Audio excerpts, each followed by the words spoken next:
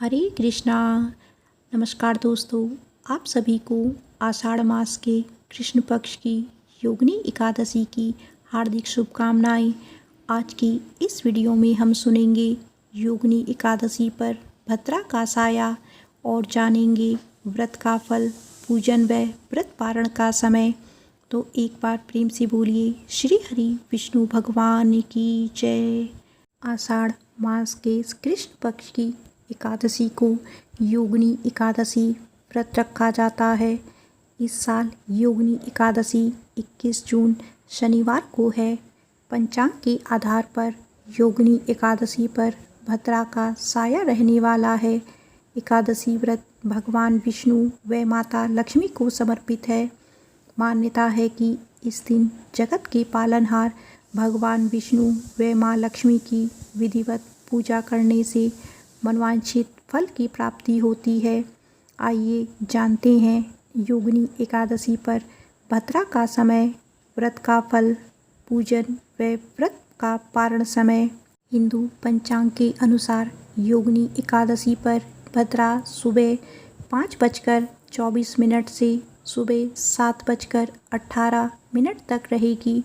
हिंदू धर्म में भद्रा काल को पूजा पाठ के लिए अशुभ माना जाता है। योगिनी एकादशी पर पूजन का ब्रह्म मुहूर्त सुबह 4:04 से सुबह 4:44 तक रहेगा। अभिजीत मुहूर्त सुबह 11:55 से दोपहर 12:51 बजे तक रहेगा। अमृतकाल दोपहर 1:12 से दोपहर 2:41 तक रहेगा। योगिनी एकादशी व्रत पारण 22 जून 2025 को किया जाएगा। व्रत पारण का शुभ मुहूर्त दोपहर 1:47 से शाम 4:35 तक रहेगा। हिंदू धर्म की मान्यताओं के अनुसार योगिनी एकादशी व्रत करने से व्यक्ति को सभी पापों से मुक्ति मिलती है। 88,000 ब्राह्मणों को भोजन कराने के बराबर पुण्य की प्राप्ति होती है। जीवन में सुख समृद्धि का आगमन होता है। आइए अब जानते हैं योगिनी एकादशी के दिन क्या दान करना चाहिए। योगिनी एकादशी के दिन गेहूं, चावल आदि का दान करना चाहिए। इसके अलावा आप पारण के समय किसी मंदिर में या ब्राह्मण को भोजन करा सकते हैं। इस दिन कपड़ों का दान करना भी शुभ रहता है। योगिनी एकादशी पर जल का दान भी अच्छा माना जाता है। मौसमी फल जैसे आम, सेब या केला का दान करने से सेहत में सुधार और जीवन में मिठास आती है। योगिनी एकादशी पर जौ का दान शुभ माना जाता है।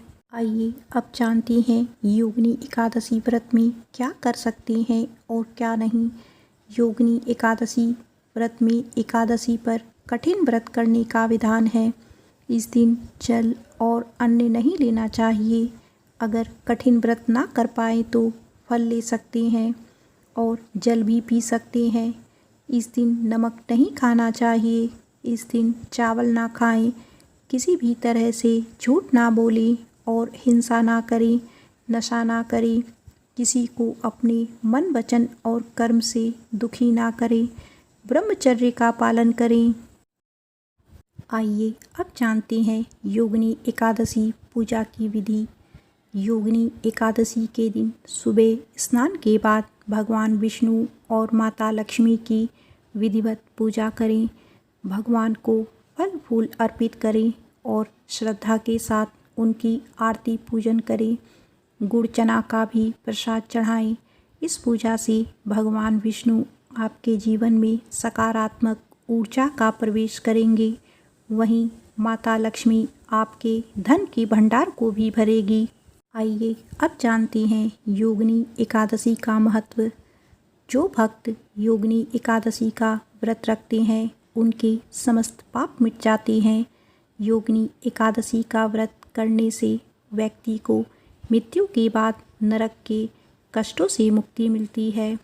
इस व्रत को करने वाले भक्तों को यमदूतों की बजाय देवदूत आकर स्वर्ग की ओर ले जाते हैं। योगिनी एकादशी के व्रत और भगवान विष्णु की कृपा से मोक्ष की प्राप्ति होती है।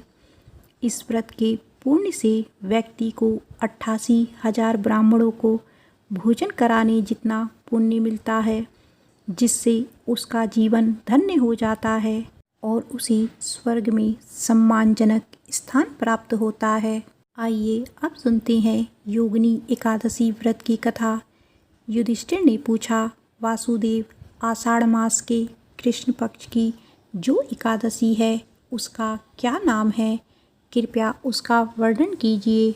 भगवान श्री कृष्ण बोले, नृपश्रेष्ठ, आषाढ़ कृष्ण पक्ष की एकादशी का नाम योगिनी है। यह बड़े बड़े पापों का नाश करने वाली है। संसार सागर में डूबे हुए प्राणियों के लिए यह सनातन नौका के समान है। तीनों लोकों में यह सारभूत व्रत है। अलकापुरी में राजाधिराज कुबेर रहते हैं। वे सदा भगवान शिव की भक्ति में तत्पर रहने वाले हैं। उनके हेममाली नाम वाला एक यक्ष सेवक था जो पूजा के लिए फूल लाया करता था। हेममाली की पत्नी बड़ी सुंदर थी। उसका नाम विशालाक्षी था। वह यक्ष काम पाश में आबद्ध होकर सदा अपनी पत्नी में आसक्त रहता था। एक दिन की बात है, हेममाली मानसरोवर से फूल लाकर अपने घर में ही ठहर गया और पत्नी के प्रेम का रसास्वादन करने लगा। अतः कुबेर के भवन में ना जा सका। इधर कुबेर मंदिर में बैठकर शिवजी का पूजन कर रहे थे।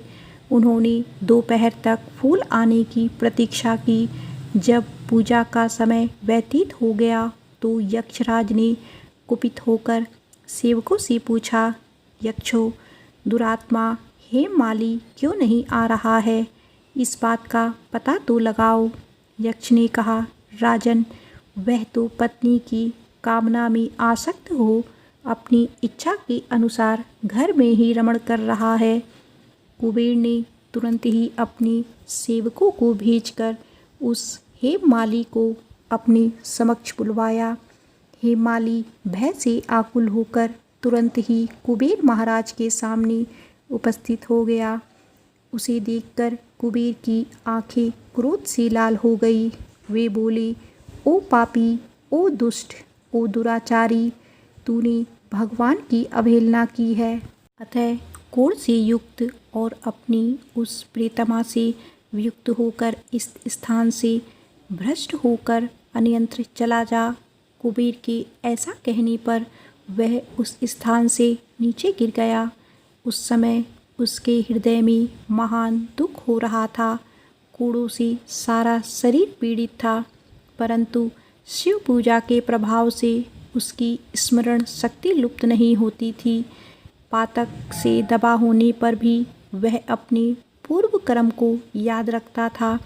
तदंतर इधर उधर घूमता हुआ वह पर्वतों में श्रेष्ठ मेरु गिरी के शिखर पर गया। वहाँ उसे तपस्या के पुंज मुनिवर मार्कंडेय जी का दर्शन हुआ। पाप कर्मा यक्ष ने दूर से ही मुनि के चरणों में प्रणाम किया। मुनिवर मार्कंडेय ने उसे भय से कांपते देख परोपकार की इच्छा से निकट बुलाकर कहा, तुझे कूड़ के रोग ने कैसे दबा लिया? तू क्यों इतना अधिक निंदनीय जान पड़ता है? यक्ष बोला, मैं महाराज कुबेर का अनुचर हूँ। प्रतिदिन भगवान शिव जी की पूजा के लिए मानसरोवर से कमल पुष्प लाकर कुबेर के भवन में पहुँचाना मेरा कर्म था। लेकिन एक दिन पत्नी के साथ रमण करते हुए मुझे समय का ज्ञान ना रहा और पुष्प ले जाने में विलंब हो गया। इससे कुबेर महाराज ने क्रोधित होकर श्राप दे दिया और मैं कोढ़ से पीड़ित पत्नी के वियोग से दुखी होकर दर दर भटक रहा हूँ। आज किसी पुण्य कर्म से मैं आज आपके समक्ष उपस्थित हुआ हूँ। ऋषियों का स्वभाव दयालु और परोपकार वाला होता है। सो हे महात्मन, आप ही मुझे अभागी को कर्तव्य का बोध कराते हुए पाप से मुक्ति का कोई उपाय बताइए। मार्कंडेय जी ने कहा, तुमने यह सच्ची बात कही है, असत्य भाषण नहीं किया है। इसीलिए मैं तुम्हें कल्याणप्रद व्रत का उपदेश करता हूँ। तुम आषाढ़ के कृष्ण पक्ष की योगिनी एकादशी का व्रत करो। इस व्रत के पुण्य से तुम्हारी कोढ़ निश्चय ही दूर हो जाएगी। भगवान श्री कृष्ण कहते हैं, ऋषि के ऐसे वचन सुनकर हेमाली दंड की भांति मुनि के चरणों में पड़ गया। मुनि ने उसे उठाया। इससे उसको बड़ा हर्ष हुआ। मार्कंडेय जी के उपदेश से उसने योगिनी एकादशी का व्रत किया, जिससे उसके शरीर की कोढ़ दूर हो गई। मुनि के कथन अनुसार उस उत्तम व्रत का अनुष्ठान करने पर वह हेममाली पूर्ण सुखी हो गया। नृपश्रेष्ठ, यह योगिनी का व्रत ऐसा ही बताया गया है। जो 88,000 ब्राह्मणों को भोजन कराता है, उसके समान ही फल उस मनुष्य को भी मिलता है जो योगिनी एकादशी का व्रत करता है। योगिनी महापापों को शांत करने वाली और महान पुण्य फल देने वाली है। इसके पढ़ने और सुनने से मनुष्य सब पापों से मुक्त हो जाता है। श्री हरि विष्णु भगवान की जय। तुलसी माता की जय। नमस्कार दोस्तों, आज का दिन बड़ा ही शुभ और मंगलकारी है। एकादशी के व्रत के पारण के दिन तुलसी माता की कथाएं सुनने से ही व्रत पूर्ण माना जाता है और समस्त मनोकामनाएं भी पूर्ण होती हैं। जिन लोगों ने व्रत नहीं भी रखा था, उन्हें भी द्वादशी के दिन तुलसी माता की कथा को सुनने से धन संपत्ति और अनंत शुभ फलों की प्राप्ति होती है। आइए सुनते हैं तुलसी माता की संपूर्ण कथा। तुलसी माता को हरिप्रिया भी कहा जाता है। जितना भगवान श्री हरि विष्णु सोने चांदी, हीरे मोती और रत्नों से प्रसन्न नहीं होते, उतना सिर्फ तुलसा दल से प्रसन्न हो जाते हैं। सच्ची श्रद्धा भाव से तुलसा दल भगवान विष्णु को अर्पित करने से मनुष्य के सभी संकट कट जाते हैं, मनोकामनाओं की पूर्ति होती है। शास्त्र अनुसार एकादशी के दिन तुलसी जी में कभी भी जल नहीं चढ़ाना चाहिए, क्योंकि तुलसी महारानी स्वयं एकादशी का निर्जला व्रत रखती हैं। लेकिन द्वादशी के दिन व्रत के पारण के समय तुलसी माता को अवश्य जल चढ़ाना चाहिए और पूरे विधि विधान से पूजा करना चाहिए और उनकी कथाओं को सुनकर ही अपना व्रत खोलना चाहिए। तुलसी माता की कथा को सुनने से एकादशी के व्रत का संपूर्ण फल मिल जाता है। बड़ी मुनि की पुत्री तुलसी अपूर्व सुंदरी थी।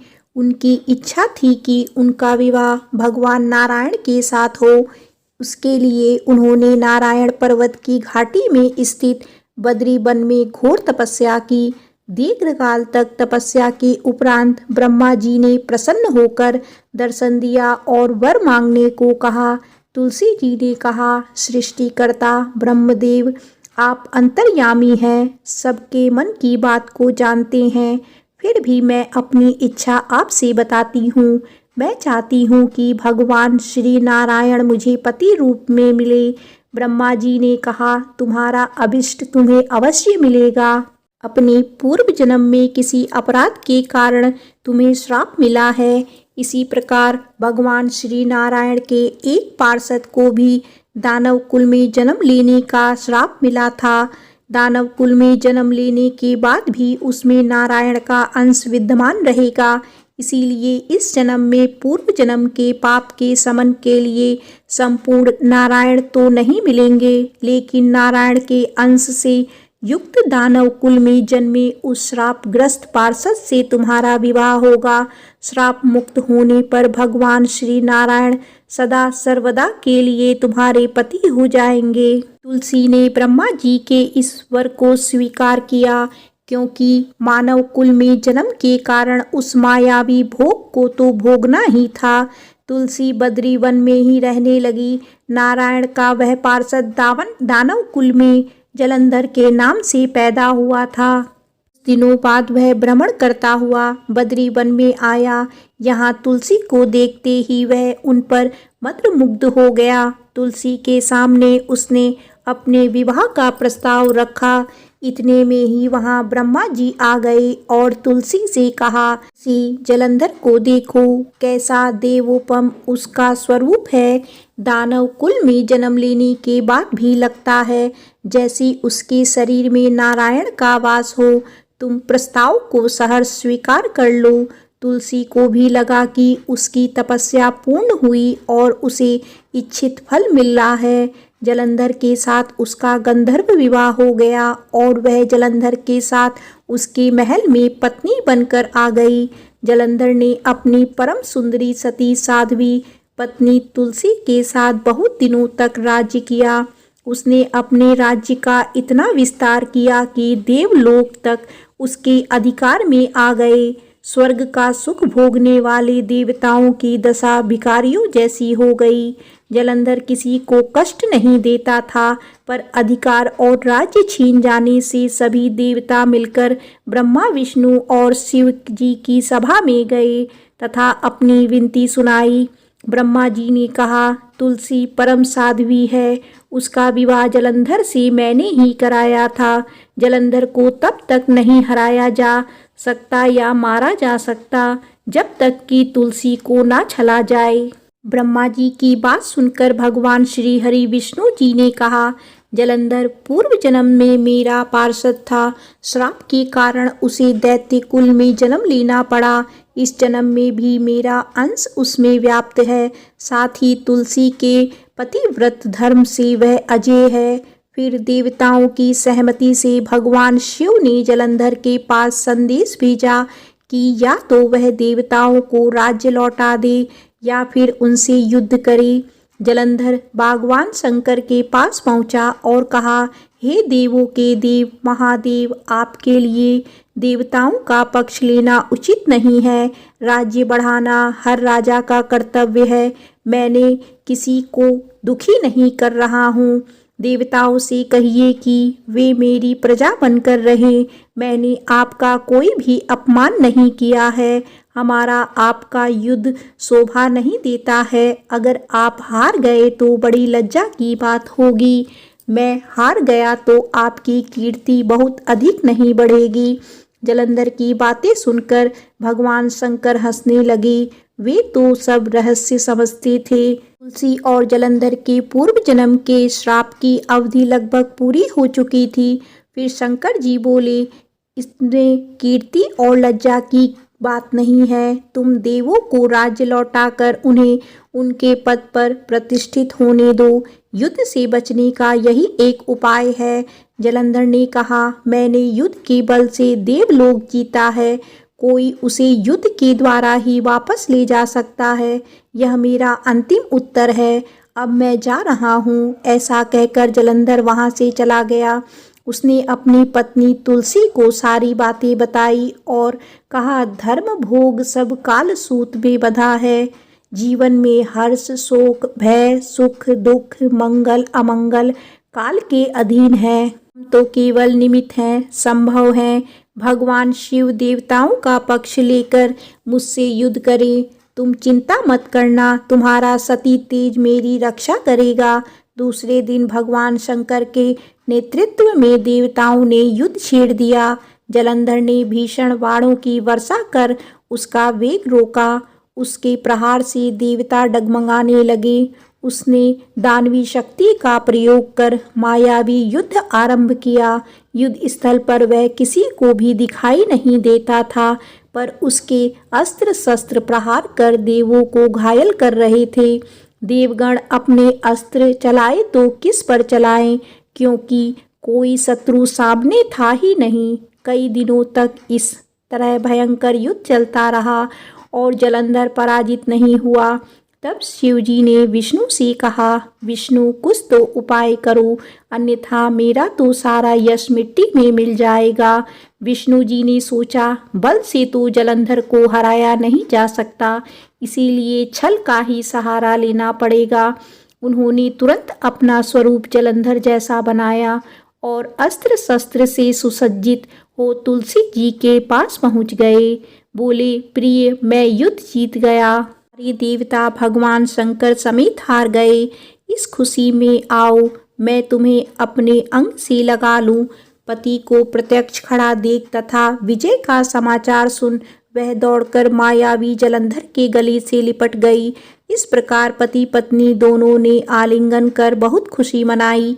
पर पुरुष के साथ इस प्रकार के व्यवहार से उसका सती तेज नष्ट हो गया। उसका सती तेज तो जलंधर की कवच के रूप में रक्षा कर रहा था, वह कवच नष्ट हो गया, जलंधर शक्तिहीन हो गया। यह जानते ही भगवान शंकर ने अपने त्रिशूल से प्रहार किया। त्रिशूल के लगते ही जलंधर जलकर भस्म हो गया। जलंधर के मरने की बात को जानकर भगवान विष्णु अपने असली रूप में आ गए। सामने अपने पति जलंधर के साथ स्थान पर भगवान विष्णु को खड़ा देख तुलसी बहुत विस्मित हुई। उसे पता लग गया कि स्वयं नारायण ने उसके साथ छल किया है। क्रोध में आकर तुलसी जी भगवान विष्णु को श्राप देते हुए कहने लगी, एक सती स्त्री का सतीत्व भंग करने के अपराध में तुम हृदयहीन पत्थर हो जाओ। विष्णु जी ने तुलसी के श्राप से शिरोधार्य कर कहा, देवी तुम्हारी तथा जलंधर के कल्याण के लिए मुझे ऐसा करना पड़ा। तुम दोनों को श्राप मुक्त करना था। तुम भी अब अपना शरीर त्याग कर तुलसी विरवा के रूप में जन्म लोगी और मेरी पूजा तुलसी दल से होगी। मैं शालिग्राम पत्थर बनूंगा और मेरे शीश पर तुम आदर से विराजमान होगी। तुम्हारे पति की हड्डियों के चूर्ण से शंख की उत्पत्ति होगी। उस शंख ध्वनि से देवताओं तथा मेरी पूजा आराधना होगी। जहाँ शंख ध्वनि होगी वहाँ मंगल में मैं विराजमान रहूँगा। तुमने पूर्व जन्म में बद्री वन में मुझे पाने के लिए बड़ी तपस्या की थी। अब अगले जन्म में मैं नारायण प्रशस्त के रूप में बद्रीनाथ वन में स्थापित हो जाऊंगा और मेरी पूजा अर्चना फल फूल से ना होकर तुम्हारी तुलसी दल से होगी। मेरे शीश पर विराजमान होकर तुम मुझसे भी ऊंचा पद प्राप्त करोगी। प्रेम से बोलो श्री लक्ष्मी नारायण भगवान की जय। श्री तुलसी शालिग्राम जी की जय। आइए सुनते हैं तुलसी माता की दूसरी कथा। एक समय की बात है, एक परिवार में ननद और भाभी साथ साथ रहा करती थी। ननद का विवाह अभी नहीं हुआ था। वह तुलसी जी के पौधे की बहुत सेवा करती थी। नियम से तुलसी को सींचती और दीपक जलाती थी। लेकिन उसकी भाभी को यह सारी बातें बिल्कुल भी पसंद नहीं थी। जब कभी उसकी भाभी को बहुत ज़्यादा गुस्सा आता तब वह अपनी ननद को ताना देते हुए कहती कि जब तुम्हारा विवाह होगा तो मैं इस तुलसी को ही बारातियों को खाने को दूंगी और तुम्हारे दहेज में भी तुलसी ही दूंगी। तुम जब देखो तुलसी की ही सेवा करती रहती हो। कुछ समय बीत जाने पर ननद का विवाह तय हो गया। विवाह के दिन भाभी ने अपने कहे अनुसार बारातियों के सामने तुलसी का वह गमला फोड़ दिया जिसकी सेवा उसकी ननद किया करती थी और तुलसी के पत्ते खाने के लिए कहा। तुलसी जी की कृपा से वह फूटा हुआ गमला कई सारे स्वादिष्ट पकवानों में बदल गया। भाभी ने गहनों के नाम पर तुलसी की मंजीरी से बने हुए गहने अपनी ननद को पहना दिए। देखते ही देखते तुलसी जी की मंजीरी से बने हुए गहने भी सुंदर सोने जवाहरात के में बदल गए। इतना ही नहीं, भाभी ने मारे क्रोध के वस्त्रों के स्थान पर तुलसी का जनेऊ रख दिया और वह भी रेशमी और सुंदर वस्त्रों में बदल गए। अब जब ननद अपनी ससुराल में पहुंची तो ससुराल में तो उसके दहेज की बहुत प्रशंसा हुई। यह बात भाभी के कानों तक भी पहुंची। उसे बहुत आश्चर्य हुआ। उसने सोचा कि उसने तो ननद के गहने, कपड़े और जनेऊ तक तुलसी जी के ही रखे थे, तुलसी जी की मंजीरी रखी थी। यह सब जानकर भाभी को बहुत आश्चर्य हुआ। अब उसे तुलसी की पूजा का महत्व समझ में आ गया। उस भाभी की भी एक लड़की थी। वह तब अपनी बेटी से कहने लगी कि बेटी तुम भी तुलसी की सेवा किया करो। तुम्हें भी तुम्हारी बुआ की तरह फल मिलेगा। वह जबरदस्ती अपनी बेटी से तुलसी की सेवा करने को कहा करती थी, लेकिन लड़की का मन तो तुलसी की सेवा में लगता ही नहीं था। धीरे धीरे समय बीता। भाभी की लड़की बड़ी हो गई। अब उसके विवाह का समय आ गया। तब भाभी सोचने लगी कि जैसा व्यवहार मैंने अपनी ननद के साथ किया था, वैसे ही अब मैं अपनी बेटी के साथ भी करूँगी, तो यह भी गहनों से लद जाएगी और बारातियों को भी खाने में तरह तरह के पकवान मिलेंगे और ससुराल में भी इसे बहुत मान सम्मान मिलेगा। यही सोचकर भाभी बारातियों के सामने तुलसी का गमला फोड़ देती है, लेकिन इस बार गमले की मिट्टी मिट्टी ही रहती है। मंजीरी और पत्ते भी अपने ही रूप में रहते हैं। शिव ने भी अपना रूप नहीं बदला और जब भाभी ने सभी बारातियों को खाने में तुलसी के पत्ते दिए तो यह देखकर सभी लोग और बाराती भी भाभी की बुराई करने लगे। भाभी ने लालच में आकर अपनी बेटी के दहेज में भी तुलसी के पत्ते और मंजीरी आदि रख दिए थे। जब बेटी अपने ससुराल पहुंची तो वहां पर भी उसकी बुराई ही हुई। भाभी गुस्से के मारे कभी भी अपनी ननद को नहीं बुलाती थी। एक दिन भाई ने सोचा कि मेरी पत्नी तो मेरी बहन को बुलाती ही नहीं है, क्यों ना मैं ही अपनी बहन से मिलकर जाऊं। यह सोचकर उसने अपनी पत्नी से कहा और कुछ उपहार अपनी बहन के लिए ले जाने की बात कही तो भाभी ने थैले में ज्वार भरकर कह दिया कि यह लो और कुछ नहीं है, तुम यही लेकर जाओ। तब भाई बहुत दुखी मन से अपनी बहन के पास चल दिया। रास्ते में वह सोचता रहा कि कोई भाई भला अपनी बहन के घर ज्वार कैसे लेके जा सकता है।